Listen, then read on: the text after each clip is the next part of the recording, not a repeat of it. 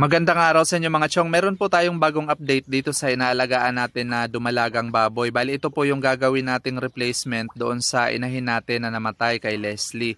At bali 6 months and 6 days old na ito ngayon mga chong, simula nang ipanganak siya. Related din ito doon sa alaga nating inahin na namatay mga chong dahil ito po yung unang anak nung kapatid ni Leslie, si Laila. Bali yun yung alaga natin na pinabarakuhan natin nung nakaraan. At ang bloodline nito mga chong ay landrace durok dahil yung inahin natin na pinanggalingan nito ay landrace tapos yung ginamit na similya ay durok. So ngayong umaga mga chong, habang pinapakain natin siya ay napansin natin na nag-uumpisa na po siyang maglandi. Ayan, kung mapapansin nyo, magang-maga at pulang-pula na po yung ari niya. Ito yung unang beses niyang paglalandi mga chong. Good sign po ito dahil talagang on time po yung paglalandi nitong alaga natin mga chong. Dahil 6 months and 6 days old pa lang po ito siya mula nang ipanganak. Basta tama po talaga yung pakain natin at tama po yung pagbibigay natin ng multivitamins at pamurga sa mga alaga natin, naglalandi po kaagad yan. Pero hindi po natin ito ipapaiay ngayon mga chong. Bali papalipasan po natin ito at aantayin po natin yung ikatlong beses niyang paglalandi. Doon po natin siya ipapaiay.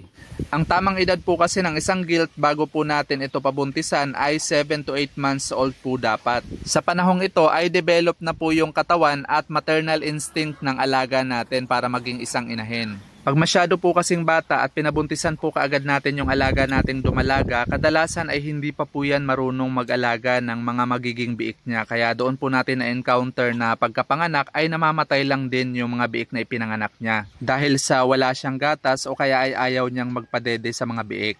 At pag wala pa po sa hustong edad yung alaga natin na nabuntisan po kaagad ay bumababa rin po yung piglet production lifespan. Imbis na manganganak po yan ng 8 to 10 times, minsan 4 hanggang 5 beses lang po yan manganganak at hindi na po maglalandi ulit. Kaya mahalaga po na nasa 7 to 8 months old na po yung alaga natin o kaya ay nasa ikatlong beses na po niyang paglalandi bago po natin ito ipaiay at pabuntisan para masigurado po na mahaba-haba yung magiging samahan natin.